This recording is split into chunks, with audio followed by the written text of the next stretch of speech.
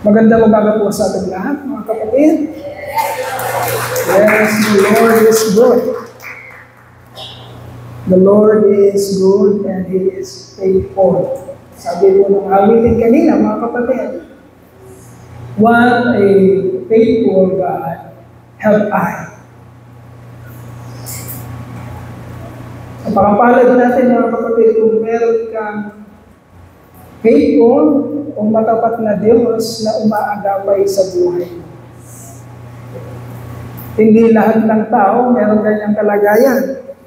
Kaya kung nararanasan mo ang kabutihan at ang katapatan ng ating Diyos, kung yan ay evident sa buhay mo, kung talagang nararanasan mo yan, napakapalad mo, kapatid. Mabuti po ba ang Diyos? Matapat po ba siya? Yeah.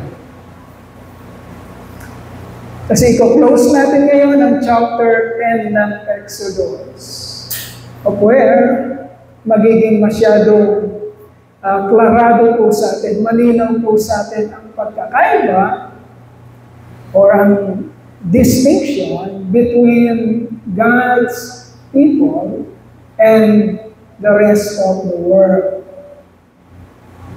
Bago po natin talakayin ang chapter 11 po ng Exodus, of which doon na lalabas yung typology of Jesus Christ, kung anong gagawin niya sa future, sa pamamagitan ng pagpapakita niya ng mga mamunting typology sa buhay po ng Israelita, sa buhay ni Moses at ng mga Israelita.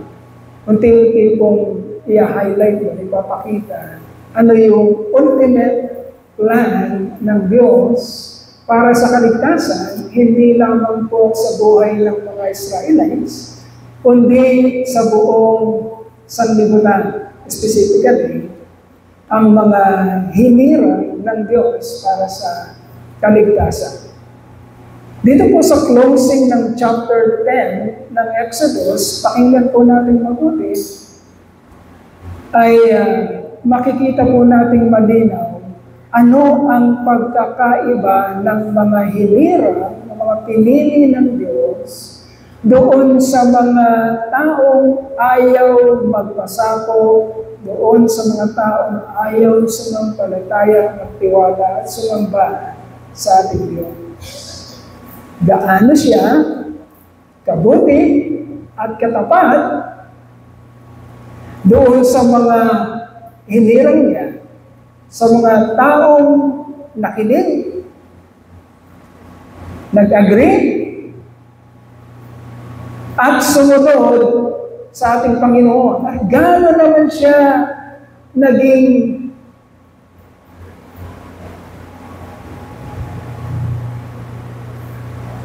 I don't want to speak the word masama. Kasi hindi naman masama ang Diyos. Gano'n siya naging, gano'n niya diniinan o pinatunayan sa mga taong ayaw makinig at ayaw sumunod sa Kanya kung gano'n katindi ang Kanya kapangyarihan. Dito po sa pulpit, naging ingat po tayo sa bawat words na sasabihin natin. So ang ating Diyos ay hindi masama. Ngunit, pinapakita niya kung gaano ang kanyang puot o galit sa mga taong ayaw makinig, mag-agree at sumunod sa kanyang kalooban.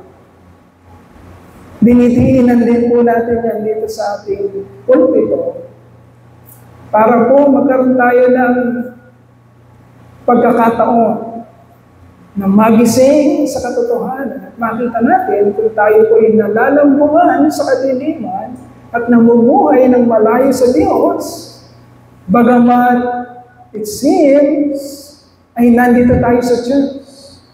It seems nakaupo tayo at nakikinig. Ngunit ang mga choices ng buhay natin or pinapabuhay natin ang ating buhay dito nang malayo sa panukala at malayo sa kalooban ng Diyos. Ang talagang punteriya po ng mensahe ng Panginoon, kaya kinakalkal natin ang mga istorya ng nakaraan, thousands of years ago, kagaya ng istorya nila Moises, thousands of years ago, para po sa pamamagitan nito ay masalamin natin nasaan ba tayo sa ating buhay. Tayo nga ba ay nakatungtong dun sa kanyang kalooban o tayo ay nagkukunwari, ngunit kakaharapin ang napakatinding puot at galit ng Diyos sapagkat hindi naman tayo tunay na nakinig, hindi tayo tunay na agree. Ano yung agreement sa Tagalog? Sumang-ayon, hindi tayo tunay na nakinig, hindi tayo tunay na sumang-ayon, at hindi tayo tunay na sumunod sa bawat salita ng kalooban ng Panginoon para sa kanyang mga nilalang. Tayo nga ba'y hinirang ng Diyos? O tayo'y kasama ng mga taong mapapahamak sa bandang huli sapagkat pinili natin huwag makinig at huwag tumalima sa kanyang mga salita. Okay. The proclamation of power and providence, our text is still, we will close Exodus chapter 10, of which babasahin natin yung verses 21 to 29. At ang title nito, yung conclusion ng kabuuang chapter 10, ang title nito is The Distinction between God's people and the lost world. Ang pagkakaiba o pagkakakilanlan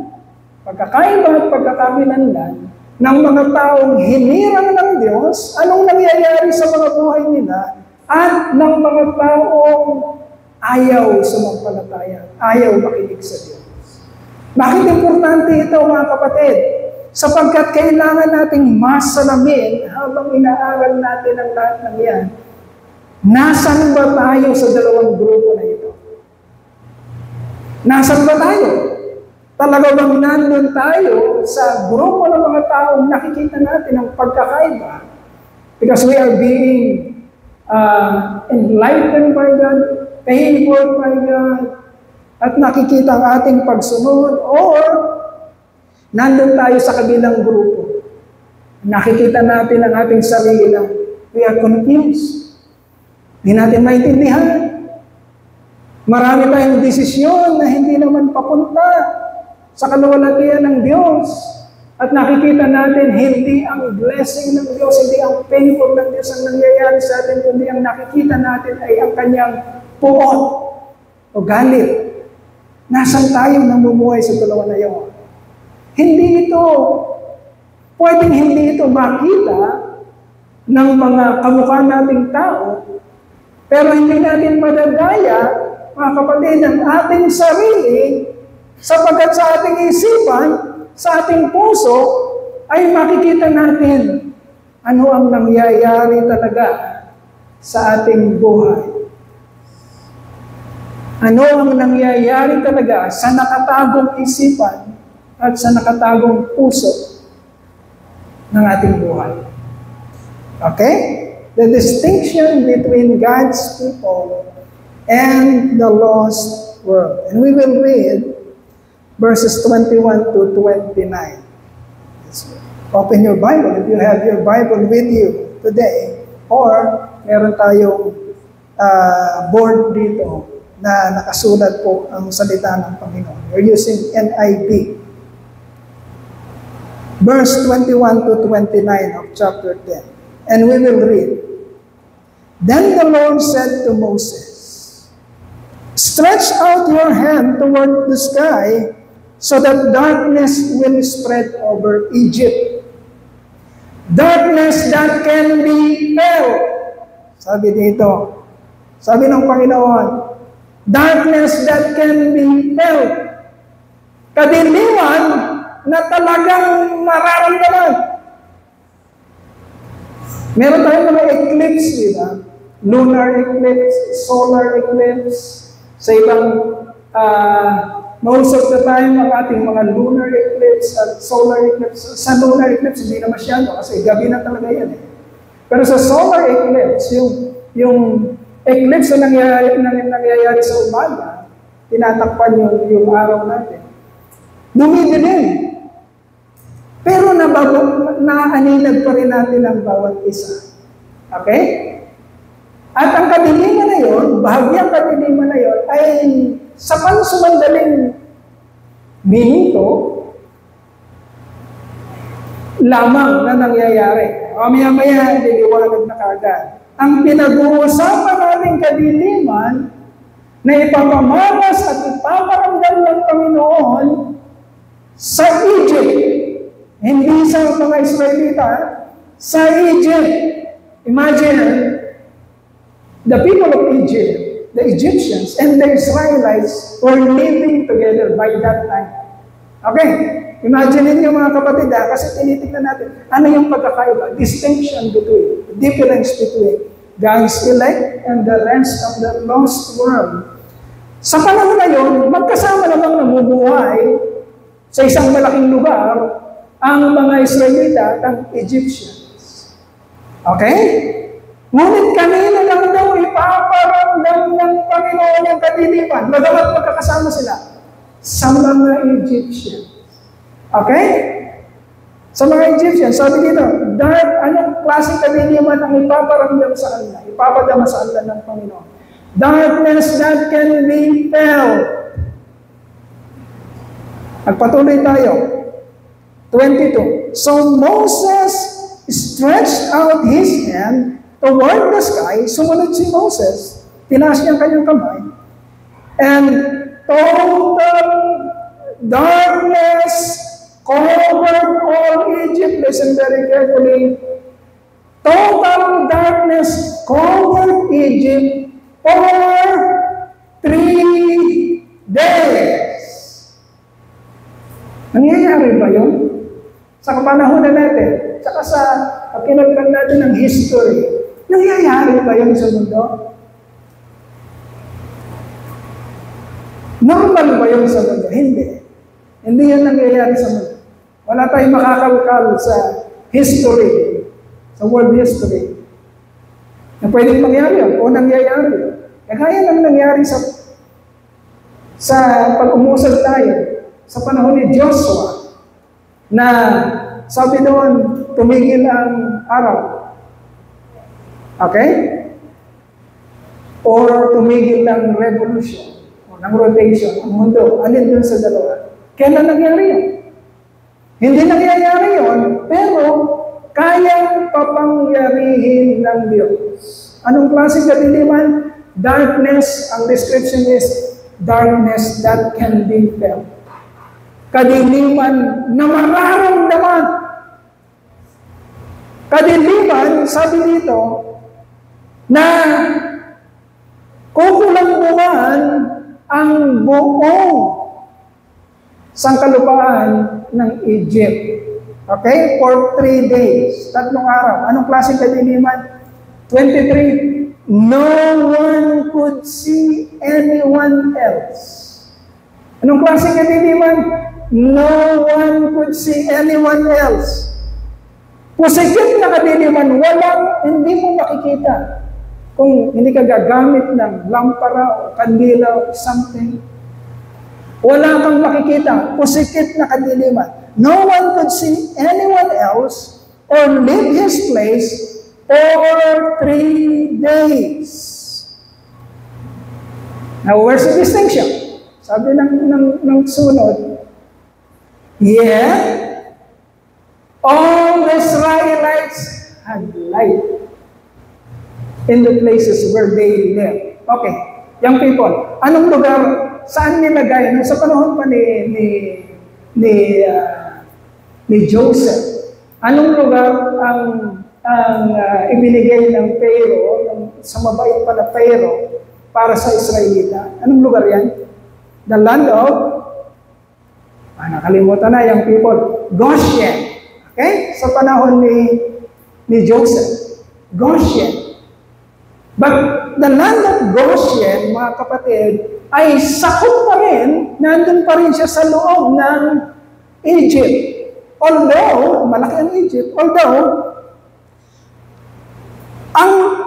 ang mismong mainland ng Egypt, kung saan nandun si Pharaoh, at ang Goshen, land of Goshen, ay approximately 117 to 120 kilometers away.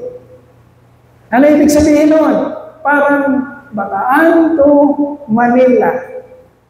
Para ma-imagine nyo, ang layo ng Goshen, although this is the same place, Philippines, Bataan and Manila, gano'n ang layo ng lugar na yun.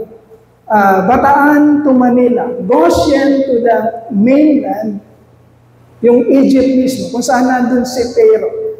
Sa buong Egypt, mga kapatid, pusikit na kadiliman. Pero sa Goshen, parang merong spotlight. Okay?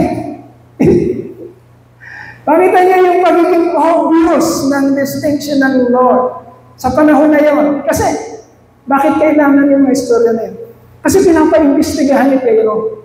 Totoo bang nangyayari sa Israel? At totoo bang nangyayari sa atin kung ano yung sinasabi ng Diyos? Pinapaimbestigahan niya at napapatunayan niya. Bakit sa atin? Nangangapa tayo sa kadiliman. Bakit sa Goshen? Palaging may ilaw, palaging may sunlight, hindi inaalis ang liwanag sa kanila. So napapatunayan ni Pharaoh kung anong nangyayari. No one could see anyone else or leave his place for 3 days. Yet all the Israelites had light in the places where they lived.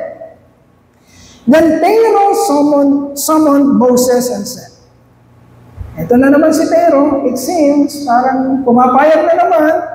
Pharaoh summoned Moses and said, go, worship the Lord. Pagkayari kasing mapatunayan ni Pharaoh, talaga bang dumidilim sa atin? At talaga bang may ilaw sa Israelita? Magre-report naman yung kanyang, kung sino man yung bata niyang pinag-imbestiga, magre-report. Yes, Pharaoh, yes, King. Totoo nga madilim sa atin, pero may liwanag ng Diyos sa Israelita. Ito na naman si nawindang na naman si Pharaoh. It seems, for the ninth time, pang-siyam po ito sa pang-siyam na pagkakataon, it seems, parang naniniwala na naman siya. It seems parang papayag na naman. And Pharaoh summoned Moses and said, sige na nga, go, worship the Lord. Even your women and children may go with you. Only leave your flocks and herds behind. Ayan. Sige na nga, alis na kayong lahat ng mga tao. Pero iwanan niyo yung mga alaga ng hayop. Ito na naman si Pharaoh. It seems maniniwala, it seems susunod, pero half-hearted.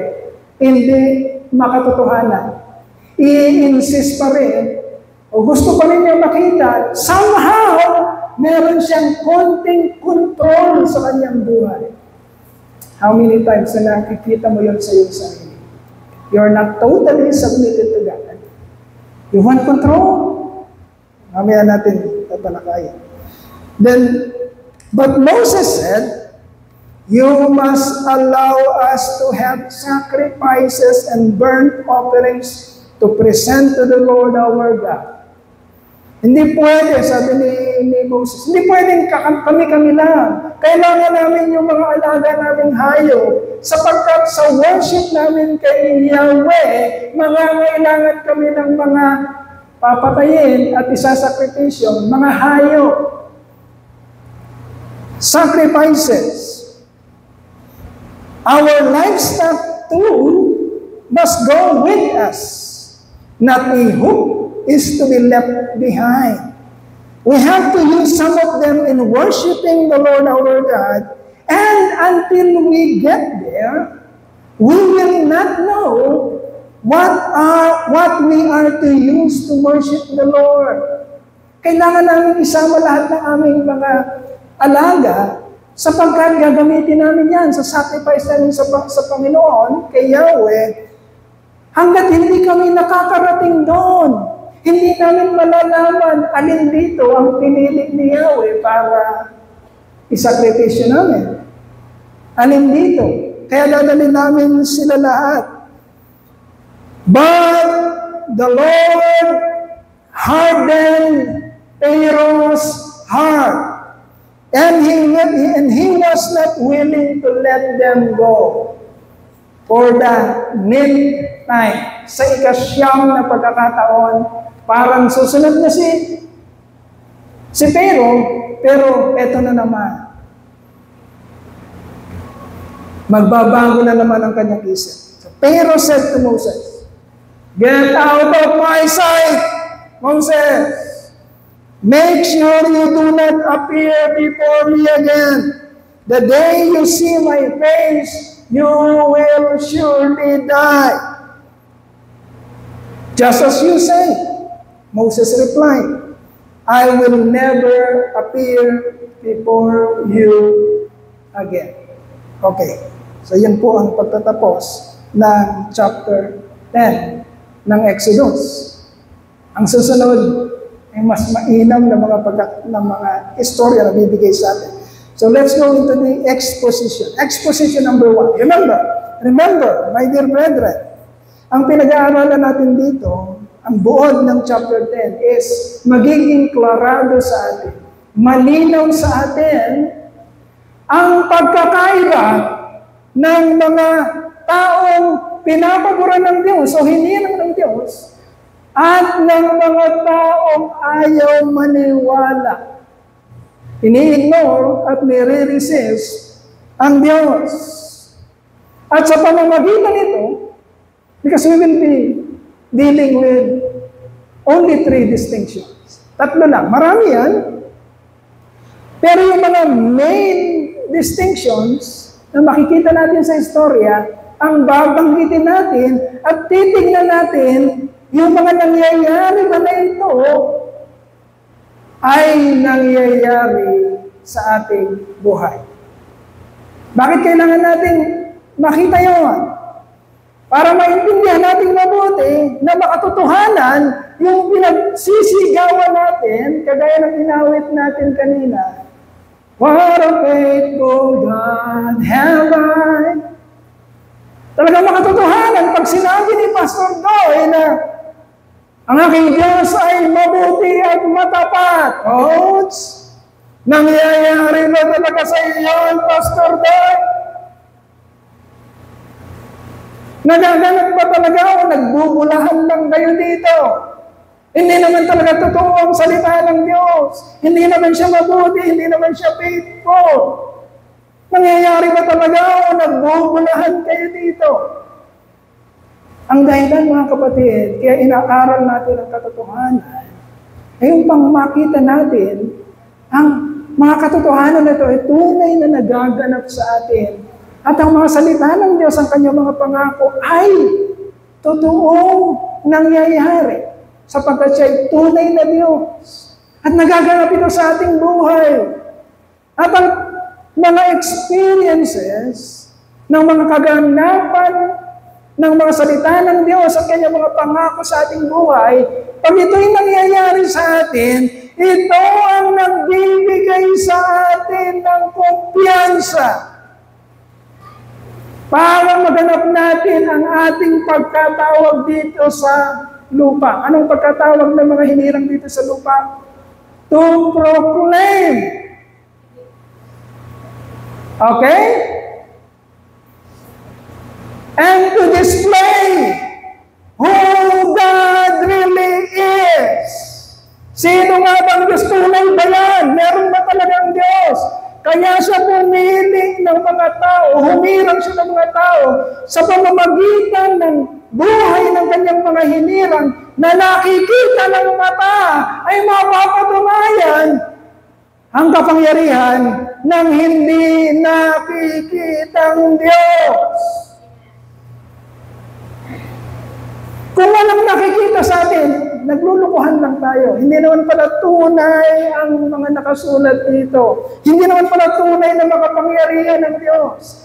That is why there are some spectacular stories in the Bible. The life of Moses. How the Lord dealt with this Pharaoh and the Egyptians na ayaw kumilala sa Diyos. Paano ginagawa niya? At paano rin ang ginagawa niya sa mga kagaya ni Moses at ng mga Israelita na nakikinig, nag-agree, at sumusunod sa kanyang mga salita. The distinction between. Nangyayari ba ito sa atin? Saan natin nakikita ang ating sarili? Sa kalagayan ng mga Israelita o sa kalagayan ng mga Ehipto? Okay, we will discuss three main distinctions between the elect and the lost people in this world. Exposition number 1. The first distinction that God made between His people and the lost world is light and darkness. Listen very carefully. Light and darkness. Nakita natin ang nangyari. Ano ang kayang ibigay ng Diyos sa sanlibutan? Paano niya pinapakita na meron siyang favor sa isa at meron siyang puot sa isa? Ano yung nakita natin sa istorya? Distinction. Yung isa, may liwanag. Yung isa, anong meron? Kadiliman. Napakaklaro po nun. Para ma-realize natin, am I an elect of God? Ano ang meron sa akin? Liwanag ba? Nakikita ko ba talaga? Am I really enlightened? Or am I in darkness? Nakukulambungan ba ako ng kadiliman? Anong nangyayari sa akin? So the first distinction is light and darkness. The God of Israel spread total darkness. Darkness that can be felt. Ano ibig sabihin that can be felt? Hindi ka na magkakaroon ng pagkakataon kung saan nanggaling yung kadiliman na yun. Marirealize mo talaga, mapapwersa kang mag-isip. Paano nangyayari ito? Sinong gumagawa nito? Hindi ako may control nito. Hindi mo kayang padilimin sa loob ng 3 araw, pusikit na kadiliman. Sinong may gawa nito? Napakaklaro. Okay? Sinong gagawa nun? Mapupwersa kang mag-isip. Kung ikaw ang nandun sa kalagayan ng mga Egyptians. Total darkness. Darkness that can be felt. Ibig sabihin, binibigyan ka ng pagkakataon ng Panginoon para mapwersa ka na merong Diyos. Hindi ito ang may kontrol. Merong sovereign. At wala kang magagawa. At diniinan ka na niya. Darkness that can be felt.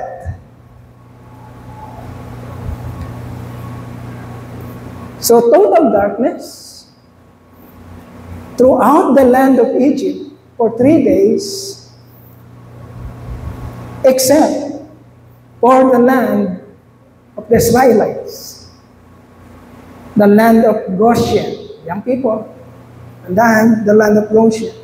Ano ibig sabihin? Our God, the God of the Israelites, can bring darkness, but He also can bring light. Okay? Saan mo gusto?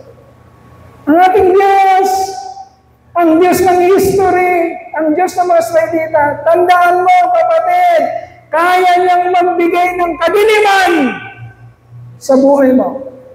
Pero, siya din ang may hawak ng kaliwanagan. Alin doon ang gusto mo?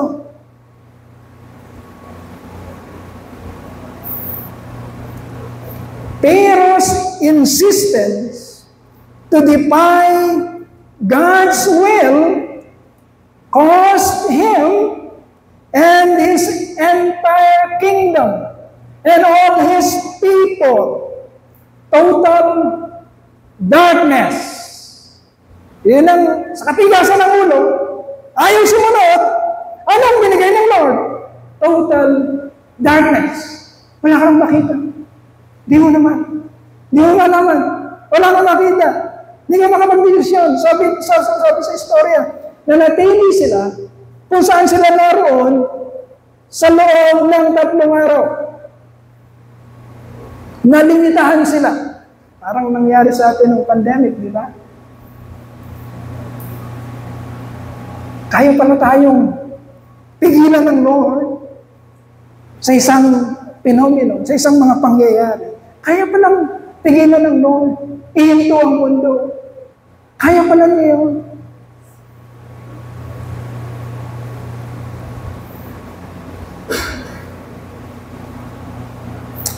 They cannot see and they cannot move from their place for 3 days.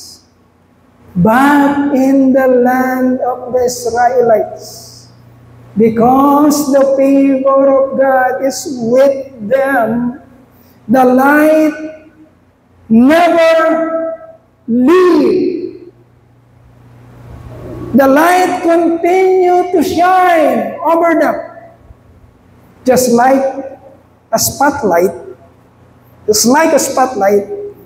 focused only to the main character of the story. Okay? Parang bida. So may patunayan ng Lord, focus niya ang kanyang light doon sa kanyang gagamitin as an object lesson of His favor. Okay? Listen very carefully. Listen very carefully. Application. If you will seriously assess what is happening in your life today, what can you say? Anong makikita mo? Kapag talagang pinag-aralan, ano nangyayari sa buhay ko? Ano ba talagang nangyayari sa buhay ko? Nabubuhay ba talaga ako sa ilaw? O nabubuhay ako sa kadiliman? Kinukumbinsi ko lang bang sarili ko? Christian ako. Therefore, pinili ko ng Diyos. Anak ako ng Diyos. Therefore, namumuhay ako sa kaliwanagan. Is it really happening? Nangyayari ba talaga? What can you say? Is your life in darkness or in light? Are you under the control of God's wisdom? Or are you living in confusion or in chaos? Mga kapatid,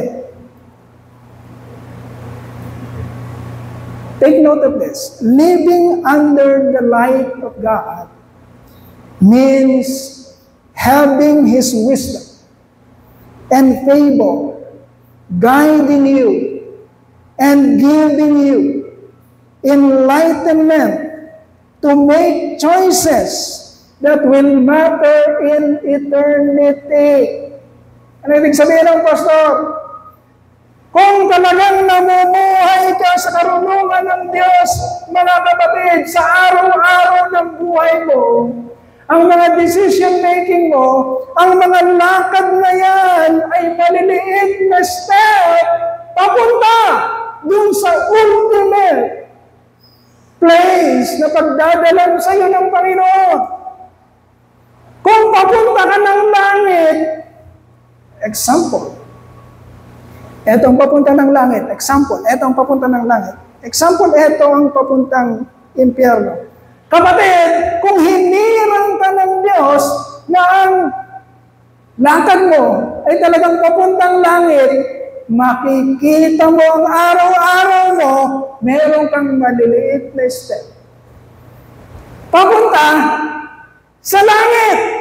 Hindi pwedeng mangyari na ginawa ka ng Diyos, hinirang ka papuntang langit, pero sa araw-araw ng buhay mo, nakikita mo yung sarili na meron kang hindi maliliit na step, malalaking step, papunta sa kapahamakan.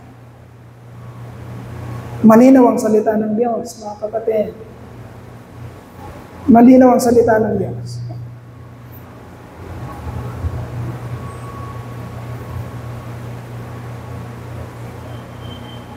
Papakita lang, Lord, gano'n ka man kasikat, gano'n ka man kapangyarihan, gano'n man ang influensya mo. Isang araw, meron ka mang kaharian dito sa lupa, kung hindi ka para sa Diyos, pinulutang ka niya. Kagaya ng nangyayari ngayon sa Pilipinas. Pagkayabang-yabang.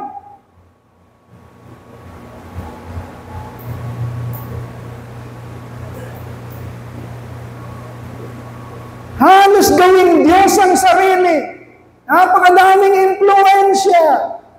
Ngunit ang mga lakad ay papuntang impyerno at ilulutang ng Diyos. Ilulutang ng Diyos. At ngayon ay nangyayari na. Purihin ng Diyos. Nangyayari na. Pinapakita niya. Alam niyo yung news, alam niyo yung nangyayari. Ilulutang ng Diyos.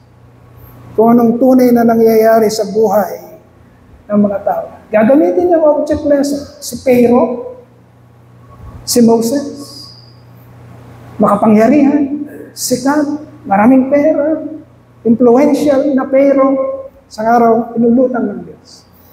Kung sino siya? Kung tunay kang namumuhay sa liwanag ng Diyos, magiging evidence sa buhay mo, kapatid. Nasa iyong liwanag. Ebidensya, day after day, lulutang sa iyo na lumalakad ka papunta sa langit. Okay? Hindi maikakaila yun. Hindi maikakaila. Sapagkat ang ilaw ng Diyos ay parang spotlight na sinusundan ka at di bumibitaw sa iyo sa araw-araw. Yun ang mga hinirang ng Diyos. Yun ang distinction ng hinirang ng Diyos sa maraming tao. Kaya yung people, mga anak, lagi natin sinasabi, huwag kayong lumayo sa sanlibutan. Iba kayo sa sanlibutan. Hayaan nyo sila, sumikat sila, hayaan sila, gawin nila ang gusto nila. Huwag kayong gagaya o maiinggit man sa kanila. Kahit sa ministry, malaki sila, marami sila. Huwag niyong kaiinggitan. Maliwanag ang katotohanan ng Diyos. Umistep kayo, gawin niyo ang tama, lumakad kayo, paunti-unti, towards the light na binigay sa atin ng Panginoon. Are you under the control of God's wisdom? Or are you living in confusion or in chaos? This wisdom you possess is a clear indication. Listen very carefully. Young people, lalo na. Kung meron ka niyan, kung may karunungan ka, kung ang mga decision making mo sa buhay ay mga desisyon na magmamatter sa eternity, kung ganyan ang nangyayari sa'yo at hindi ka nararahulo sa mga makamundong gawa ng sanlibutan, if you have that, it is a very clear indication, pagkakakilanlan, that you are really an elect of God. Pag nakikita mo yung sarili mo sa karamihan, yan mo sa mga kaklase mo sa eskwela. Sa kaklase mo sa eskwela. Nakikita mo, bakit ganito perspective nila? Bakit ganito sila ang style nila ganito? Bakit kung mag-isip sila ganito? Bakit ang mga desisyon nila ganito? Pero sa iyo, nakikita mo, ayaw mo noon. Hindi ka nakikiisa doon. Natatakot ka sa ginagawa nila. And therefore, hindi ka nakikisama sa kanila. Pag nakikita mo yun, it is a very clear indication that you have the wisdom of God, the light of God living in you.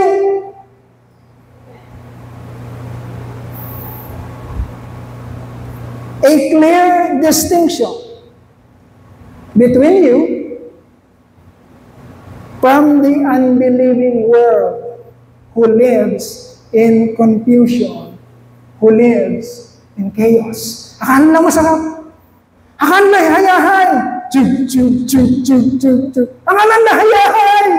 Akala nila masarap. Saan papunta yun? Saan papunta ang mga desisyon na yun? Remember, the elect of God never walks in darkness. Hindi sila lumalakad sa kadiliman. Kagaya ng ginagawa ng Diyos sa Israelita. Kadiliman sa lahat. Spotlight sa kanyang mga hinirang. Okay? The elect of God never walks in darkness. Why? Because He has the light of light in Him. Hindi siya lumalakad sa kadiliman. Bakit? Dahil ang ilaw ng buhay, ang Panginoong Jesucristo, ang Holy Spirit, ay nasa sa Kanya. John 8:12. Write that. Jot it down. John 8:12. Young people. Jesus said, I am the light of the world. Whoever follows me will never walk in darkness, but will have the light of life. Hindi ako may sabi. Ang Panginoong Jesucristo mismo, kung tunay kanyang anak, kung tunay kanyang hinirang, kung tunay kanyang pinili, hindi mo makikita ang sarili mo sa agos ng daloy ng sanlibunan na ito. No! Lumalaban ka doon. Napakahirap. Sapagkat ang agos ay matindi at maraming pumupunta doon. Ikaw, maliliit ang usad mo kasi laban ka sa agos. Naintindihan? Hayaan mo sila, mabibigis sila. Magagawa nila ang mga gusto nila. Hayaan mo sila. Parang napakadali. But you, dahan-dahan. Sapagkat salungat ka sa kung anong gustong mangyari ng sanlibutan because you have the light of life. You have Jesus.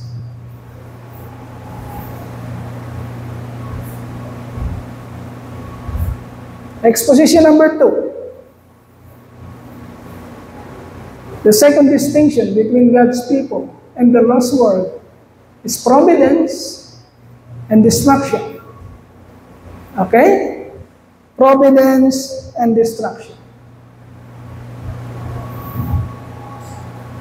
Tatanong ka sa sarili mo, bakit di umaalis ang kahirapan? Ba't di umaalis ang ganito na lang palagi? Anong nangyayari sa akin?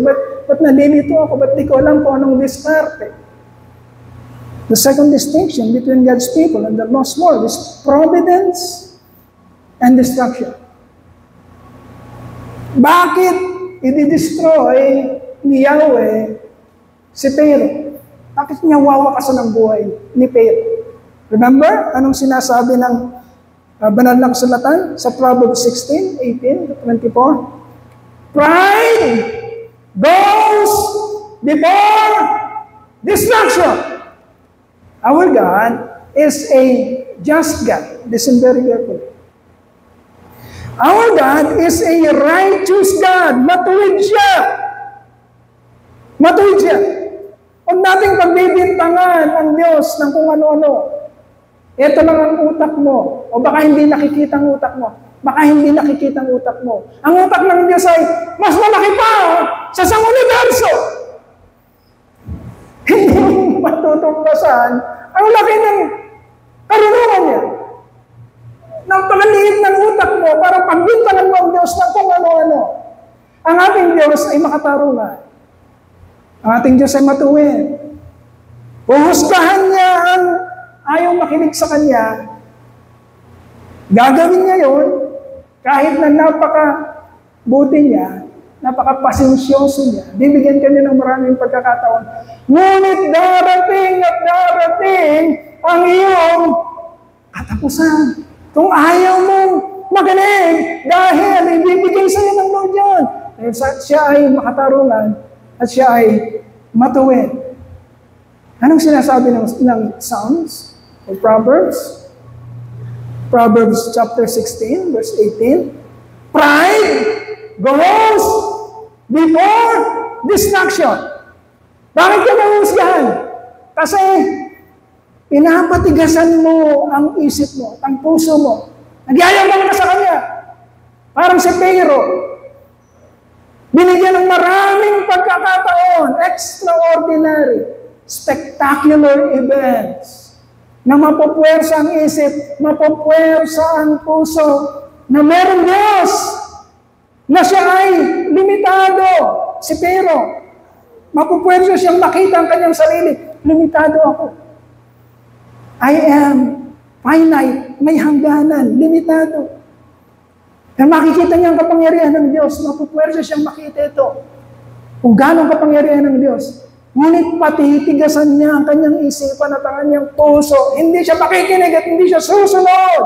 Anong gagawin ng Diyos? Nauna ang kanyang pride, ang kasunod noon ay distraction. Wawasakin ng Diyos ang mga taong ayaw makinig, mag-agree at sumunod sa Kanya. Palad ka kung naririnig mo ito, kapatid. Magpanad ka. May pagkakataon tayong lahat kapag naririnig natin ang mga katotohanan. Pride goes before destruction. At nakikita natin din ngayon sa news. Kalkalin yung news natin ngayon. Ano nangyayari sa religious world ngayon, sa Pilipinas? Anong nangyayari? Our God has. Sensya na, nakahiga ang ating proofreader. Our God has, okay? Hindi have. Our God has the power to provide and destroy. Ang ating Diyos, siya ang may hawak ng kapangyarihan para dumating sa iyo ang lahat ng kailangan mo. At siya rin ang may kapangyarihan para alisin lahat sa iyo ang naiisip mo sa iyo na. Okay? Matuto tayo mga kapatid. Kaya niyang bigyan ka ng wala sa iyo kung kinakailangan mo yun. He can give you even the world kung kailangan mo. Sabi ng Biblia, tagapagmana kang kasama ni Yeso Cristo. Pwede niya ibigay lahat kung kailangan mo yun. Kung hindi ka mapagmalaki sa Kanya, kaya Kanyang bigyan ng lahat ng kailangan mo. At tandaan mo, kapatid, kaya niyang alisin lahat sa iyo yung iniisip mong sa iyo na. Dahil ayaw mong makinig, ayaw mong mag-agree, ayaw mong sumunod. Pharaoh's failure to obey God cost him and his kingdom destruction. Destruction of their livestock. Kanilang mga alaga inubos. Destruction of the crops. Yung mga pananim nila. Ano yung pinadating ng Lord? Balang. Hail. Winasak lahat ng pananim. Akala na sa kanila na. Our God can bring deprivation. Pagkagutom. Famine. Kaya niyang dalhin yun sa'yo kung ayaw mong makinig sa Kanya. Gaya na Pharaoh. But in the land of the skylights, in Goshen, ni isa mang alagang hayop, ni isa mang pananim na talubo pananim, walang nagagalaw, nagpo-flourish sila. Okay? Matuto tayo doon. matuto tayo doon mga kapatid, nandun sila sa iisang lugar. Hindi na pwedeng sabihin, dumating kasi ang kalamidad sa Egypt. Kaya, nasalanta lahat nila, pwedeng sabihin nyo, merong isang lugar sa Egypt na hindi tinitinag ng Panginoon. Because the favor of God is with them. Kasama nila ang pabor ng Diyos. Life application. Consider what is happening in your life today. Are you living under God's providence, God's protection, or under God's destruction, deprivation? Nasaan ka doon? Tandaan natin ito mga kapatid. Tandaan natin ito. You cannot have both your way and God's way in your life. Okay? Hindi pwedeng pagsabayin mo, etong gusto ko. Pero gusto ko rin ng will mo, Lord. Pagsamahin natin, Lord. Basta gagawin mo ang gusto ko, Lord, gagawin ko rin gusto mo. Hindi ganun ang nangyayari kay Pharaoh. Okay? Although parang ang dating, sige na nga. Ilang beses niya sinabi yan, sige na nga, i-worship niyo ang Lord niyo. Sige na nga, punta na kayo doon sa ilang, i-worship nila. Pero, huwag nyo dalhin yung ano niyo, huwag nyo dalhin yung ganyan. Hindi mo pwedeng pagsamahin ang gusto mo at ang gusto ng Diyos. Hindi mangyayari yun. Okay? Hindi mangyayari. Kung gusto mong gawin ang gusto mo, pwede kang pabayaan ng Lord. Kaya sinasabi sa Romans, pwede kang pabayaan ng Lord kung gusto mo ang plano mo, ang paraan mo, ang mangyari. Pwedeng gawin ng Lord yan. Hayaan ka. Okay? Pero anong katumbas nun? Mga kapatid, anong katumbas nun? Kapag ang buhay mo ay ipinapamuhay mo sa kung anong gusto mong mangyari at hindi sa kung anong gustong mangyari ng Lord sa'yo, bibigyan ka ng 3 o 2 pagkakataon ng Diyos bago ka niya wasakin. Okay? Tingnan mo ha. Pag-aralan mo mabuti. Ito ang gusto ko. Gagawin ko ang gusto ko. Okay. Sige. Gawin mo. Sabi ng Lord sa Romans chapter 2. Hinayaan sila ng Diyos sa kapalaluhan ng kanilang mga isipan. Sabi ng chapter 2 ng Romans. Okay, gawin mo ang gusto mo. Merong darating sa iyo, resulta, ang lahat ng desisyon. Number 1, consequences. Okay? Pag bibigyan ka ng pagkakataon ng Lord, darating ang mga consequences. Every decision making, mga kapatid, ay merong karampatang consequence o resulta. Parang kada magtatanim ka ng buto, buhay na buto, talagang isang araw, merong susulpot yan na talubo. Okay? In every decision making na ginawa ng isang tao, meron niyang karampatang resulta. At ang consequence darating sa iyo to remind you na mali ang ginagawa mo. At sana magising ka doon dahil dumarating ang consequences, kailangan magising ka na doon. Bakit? Kasi kagaya ni Pharaoh, habang tinitigasan niya ang puso niya, tinitigasan niya ang isipan niya, hindi lang consequence ang darating sa kanya. Bibigyan siya ng Lord ng mas matinding resulta. Hindi lang consequence, after the consequence. Hindi ka na kayang kuhanin ng Lord sa consequence, darating ang wrath of God. Ang puot ng Diyos, buhay ka pa, ha? Buhay ka pa. Just like the tribulation and the great tribulation, mga buhay pa ang mga tao. Darating yun. But it is another form of God's grace.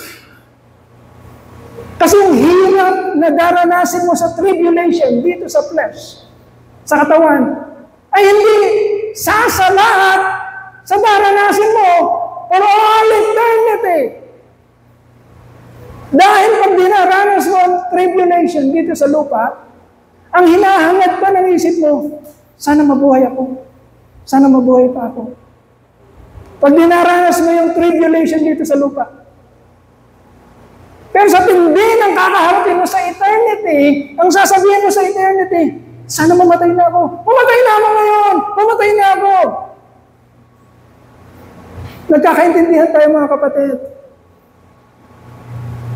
Pagkayari ng consequences, ayaw mong matinag doon, bibigyan ka ng Lord ng wrath of God, puot ng Diyos.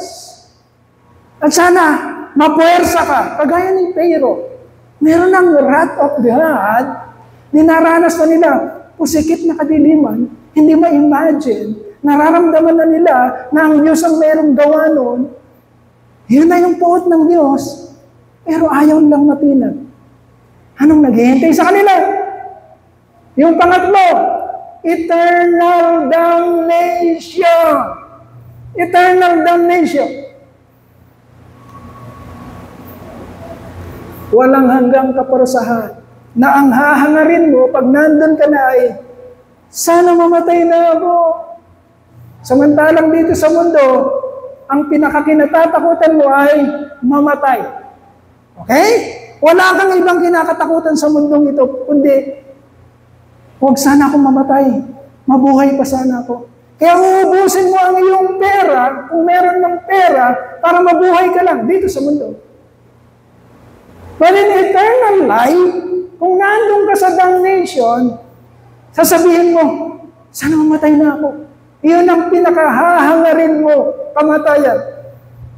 Mag-isip kang mabuti, kapatid. Hindi tayo dumating sa ganong kalagayan.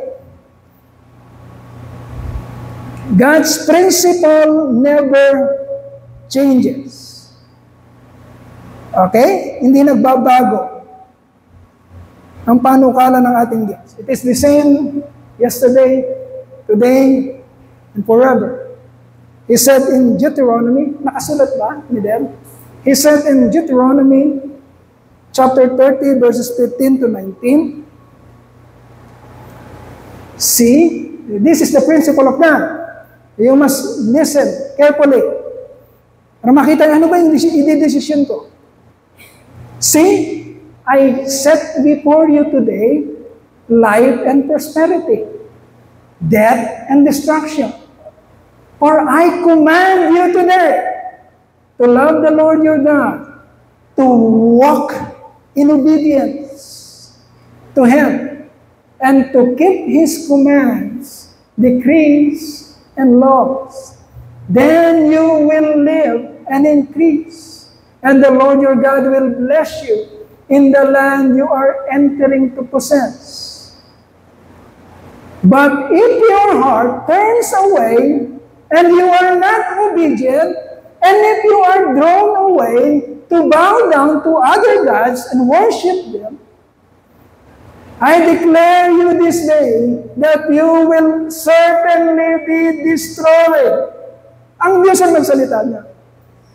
You will certainly be destroyed. Kung titigasan mo ang isipan mo, kung titigasan mo ang puso mo, kung patuloy mong, hindi totoo yan. Hindi totoo yan salita ng Lord. Kung patuloy kang gano'n, you will not live long in the land you are crossing the Jordan to enter and possess. 19.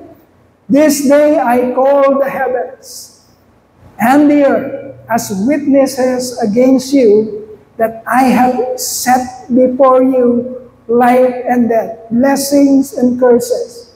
Now choose life, so that you and your children may live. It has been said already. Okay?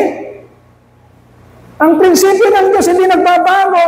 It has been said already. Hindi na papalitan ng Lord. Hindi na pala yan. Huwag na yan. Yung sinabi ko sa Deuteronomy, huwag na. Iba na naman yan. No.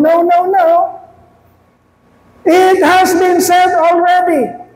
Life, curses. Death, life, death, blessing, curses. It has been set already. Nandiyan na yan, hindi tinatanggal ng Lord. If you choose to listen, agree, obey, anong bibigay sa'yo ng Lord? Life, blessing, peace, prosperity, everything na naka-envelope, na nakakasama sa package na inihanda na ng Lord, hindi pa man nagsisimula ang sanlibutan, kapatid.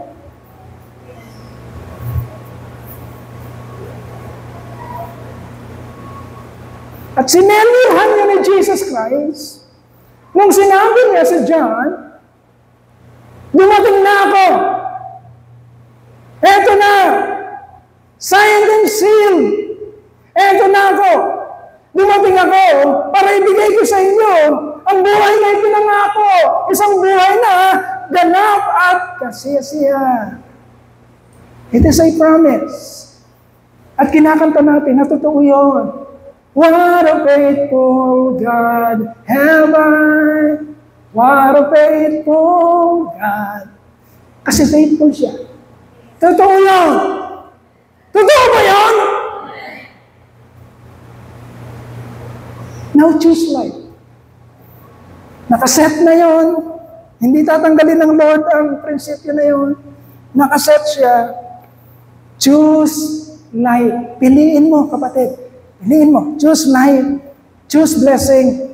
Choose prosperity. Choose God's providence. Pastor, paano po bang mamili? Yan no? Yan ang medyo nagkakahirapan. Ba't di naman dumarating sa akin, Pastor?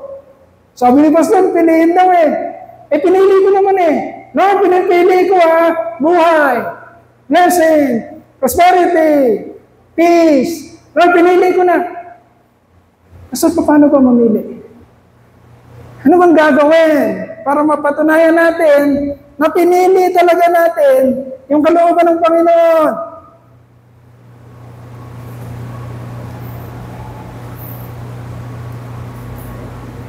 Masasabi mo na talagang pinili mo ang buhay, blessing, prosperity, peace, safety, security. Masasabi mong pinili mo yon kung pinili mong makinig, mag-agree, at sundin kung ano yung inuutos ng Diyos. By listening, agreeing, and obeying the will of God. Hindi nakikipaglokohan sa iyong Lord. Hindi siya nakikipaglokohan. Hindi ito yung tipong sinabi ng Lord, tanggapin mo ako bilang Panginoon at tagapagligtas. Okay, Lord, ganun ba? At bibigyan kita ng buhay na walang, okay, gusto ko yan, Lord. Gusto ko yan. Tinatanggap kita bilang Panginoon at tagapagligtas na aking buhay. Okay na ba, Lord? Sige. Punta na ako sa hayahay. Gagawin ko na ang gusto. No. Hindi gano'n ang usapan. Yun kasi ang akala ng marami. Kapag hindi kinalkal ang karunungan ng Lord, yun ang akala ng marami. Akala ang salvation ay instant noodles. Na ready, na nandyan lang, sa'yo na. No? Ang kaligtasan ay pagpinili mo na makinig, mag-agree, at sundin kung ano yung kanyang sinasabi.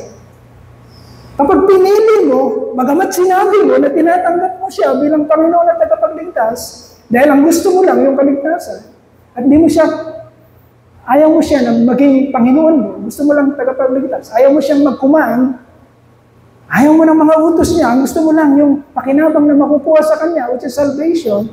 Pag sinabi mo, Panginoon ko naman tagapagligtas ko naman si Jesus, kaya may buhay na walang hanggan ako. Pero ang pagsunod, ang ginagawa mo, yung mga gusto mo, hayahay, bisyo, fornication, panonood ng malalaswa, pag-cheat, pagnanakaw, pangangalunya, pagsalangsang sa mga magulang, pag yun naman ang mga ginagawa mo, kapatid, hindi mo maloloko ang Diyos. Hindi mo talaga siya tinanggap bilang Panginoon at tagapagligtas. Gusto mo lang ng pakinabang, pero ayaw mo ng pagsunod sa Kanya. Ngunit kung ikaw ay tunay na tatalima, kapatid, the principle of God never changes. Listen very carefully. Pag ang desisyon mo ay makinig, mag-agree, at sumunod sa Diyos, the principle never changes. Ang sabi ng Lord, see, I have set before you life and death, blessings and curses. If you obey, lalaglag sa iyo ang life and blessing and prosperity. If you disobey, lalaglag sa iyo ang curses at ang kamatayan. The principle of God never changes. Hindi niya babaguhin yun, mga kapatid. At tingnan mo ang sarili mo. Make an assessment. Nasaan ka ba? Anak naman ako ng Diyos, pastora. Nasaan ka ba? Nanonood ako ng gold. Walang babagsak sa'yo. Ang babagsak sa'yo ay consequence. O pag pinigasan mo ang kaisipan mo, puso mo, sa pagpapatuloy, ang babagsak sa'yo ay God's wrath or tuod. At pag ayaw mo pang makinig sa ganon, maghintay ka na. Didiretsahan tayo, maghintay ka na. Eternal damnation. Mga kapatid, hindi pwedeng ang pagkakaiba lang natin, ang distinction lang natin, o pagkakaiba natin bilang mga anak ng Diyos, isang araw kasi tinanggap ko ang Diyos. Tinanggap ko si Kristo. Tinanggap ko siya bilang Panginoon at tagapagligtas. Kaya Christian ako. Hindi pwedeng yun lang ang pagkakaiba. Pero ang buhay ko ay pareho ng buhay ng mga hindi tumatanggap sa Panginoon. Hindi pwede yun. Hindi pwedeng pagdating natin sa langit, ang dala-dala lang nating passes. Listen very carefully. Listen very carefully. Ang dala lang nating passes ay, ba't kita papapasukin sa langit? O di ba? Sabi, tanggapin ko bilang Panginoon at tagapagligtas si Yesu Kristo. Tinanggap ko. Ay bakit nang babae ka? Ay bakit nagsusugal ka? Ay bakit nagbibisyo ka? Ay bakit ginagawa mo to? Uy, di ba sabi, tanggapin lang siya ang Panginoon bilang Panginoon at tagapagligtas. Tanggapin lang ang pangalang Jesus. Kaya ligtas ako dapat. Ano sasabihin ng Panginoon? Umalis ka dyan. Matthew chapter 7. Mapagawa ng kasama. Napakalinaw, mga kapatid, napakalinaw sa Biblia. Merong distinction. May maging pagkakaiba ang anak ng Diyos at ang mga naliligaw na mga tao sa mundong ito. Kailangan mong makita ang sarili mo. Nandun ka sa grupo. Nandun ka, yung kaibahan mo sa mga grupo ng mga tao. Ayaw sumampalataya sa Panginoon. Hindi ka nila nahahatak. Opposite ka sa kanila. Okay? And last exposition, number 3. The third distinction between God's people in the lost world is peace and terror.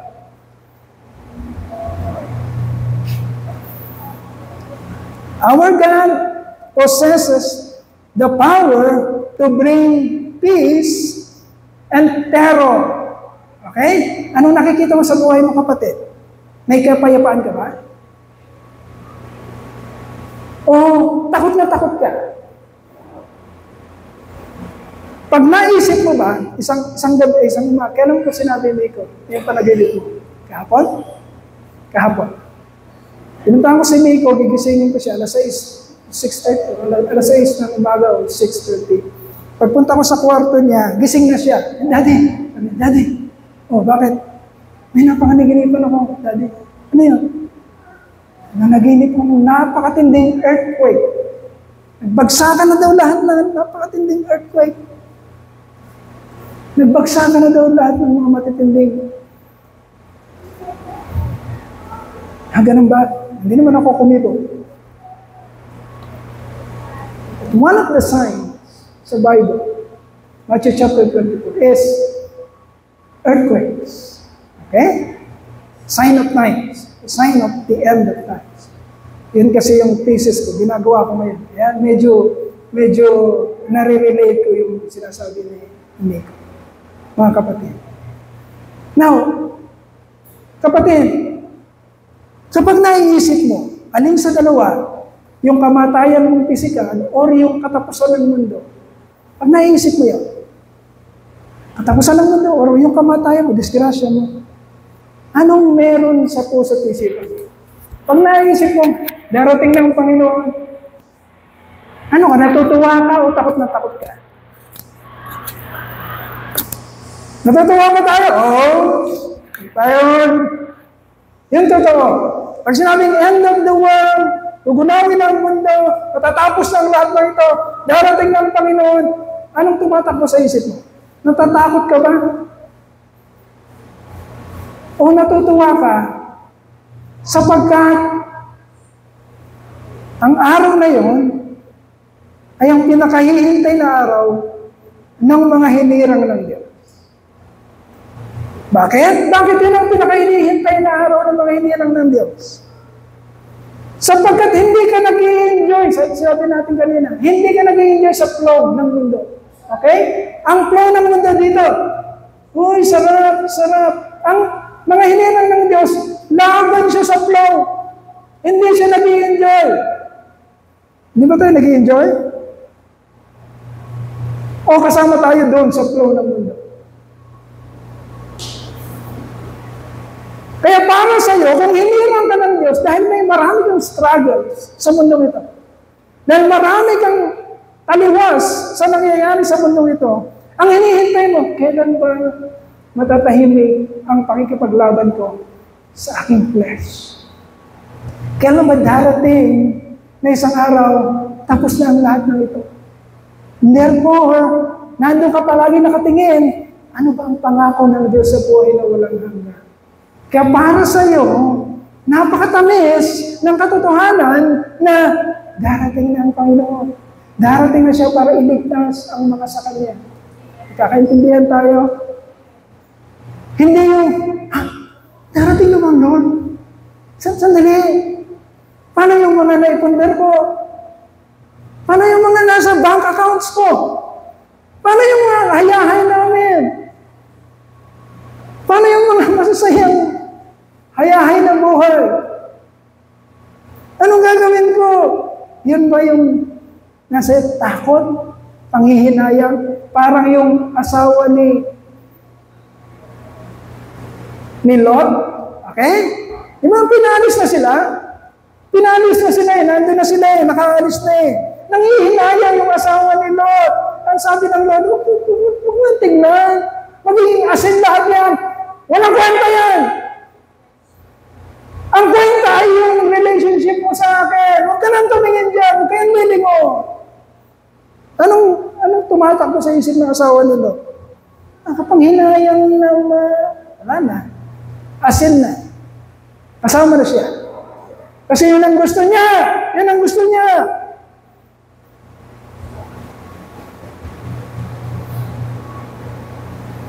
Anong tumatakbo sa isip mo? Takot? O masaya ka? Makatotohanan sa iyo yung awitin ng mga young people. On that day, we will see you shining brighter than the sun. On that day, we will know you.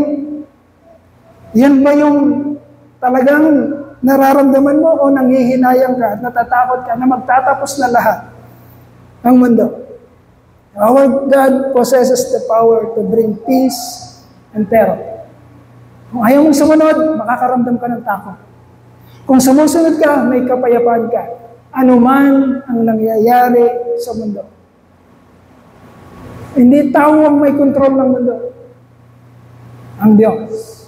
Kaya kahit tago ka ng tago na ng tago, mabubunot at mabubunot ka, uusgahan at uusgahan ka. Papakita kung anong tunay mong kalagayan. Okay, life application. We will close with this, life application. Life application. Search your heart and mind today.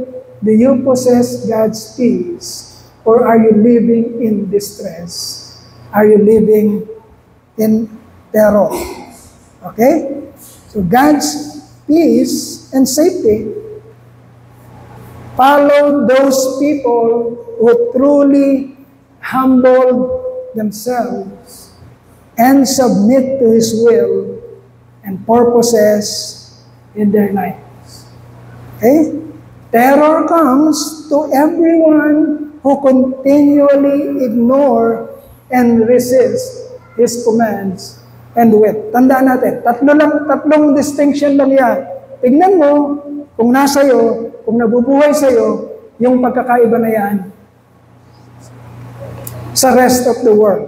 If you are an elect of God, you have the light, or wisdom, karunungan sa Tagalog.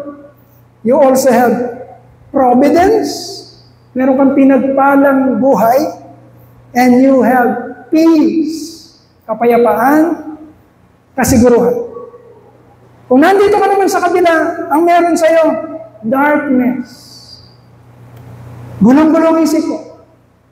Di mo alam kung anong desisyon ang gagawin mo. Meron kang kalituhan. Pangalawa, distraction. Meron kang isinumpang buhay. Unti-unti mo nakikita, dinidestroy ng Lord ang kayabangan mo, ang buhay mo. And then, terror, pagkatakot, at pagkabalisa. Mga kapatid, malinaw po sa atin. Hindi tinatago ng Diyos ang katotohanan. Malinaw sa atin. Huwag kang magpatumpik-tumpik. Huwag mo subukan ng Diyos. Huwag mong hayaang dumating sa iyo ang consequences. Hindi ka natitinag doon. And then, God's wrath, ang puot ng Diyos, hindi ka rin matitinag, kagaya ni Pero, huwag mo hintayin, wawakasan ng Lord ng buhay mo, at dadalhin ka sa apoy ng impyerno. Mabuti ang ating Diyos. Amen? Tapat siya. Papakialaman niya ang buhay mo at kukulitin ka niya. Okay? Kung ikaw ay hinirang ng Diyos. Better listen, agree, and obey the will of God. Palakpakan po natin. Manalangin po tayo mga kapatid. Hallelujah, hallelujah, hallelujah. O Ama naming dakila, maraming salamat po Panginoon sa inyo pong pag-aalaala, pagpapaalaala sa amin. Hindi ka nagkukulang. Napakarami naming pagkukulang, pero hindi ka nagkukulang. Madalas iniiwanan ka namin, pero hindi ka nang iiwan. Madalas hindi ka namin pinapansin, pero nagpapatuloy ang iyong awa at paggabay sa amin. Ama, maraming salamat po. Napapatunayan namin ang iyong kabutihan at ang iyong katapatan na sumasa amin. Salamat po. At meron kaming ilaw. Meron kaming magandang buhay. Meron kaming kapayapaan at kasiguruhan. Salamat po. At di namin nakikita ang aming sarili sa kabilang grupo ng mga tao. Hindi nakikinig sa iyo. Hindi nag-a-agree. At hindi tumatalima. Salamat Lord. Ibinilang mo kami sa mga taong nakakaunawa at patuloy na naiilawan ng iyong pong karunungan. Ama, ito pong iyong iglesia. Patuloy mo pong kaawaan. Patuloy mong ibigay ang iyong kabutihan. Inataas po namin ang aming mga sarili. Patuloy mo po kaming pakialaman at kulitin. Ama, sa iyo pong lahat, inataas namin. Papuri, salamat, pagsamba. Sa pangalan ng iyong anak, ang aming Panginoon at tagapagligtas na si Jesucristo. Amen, amen, and amen.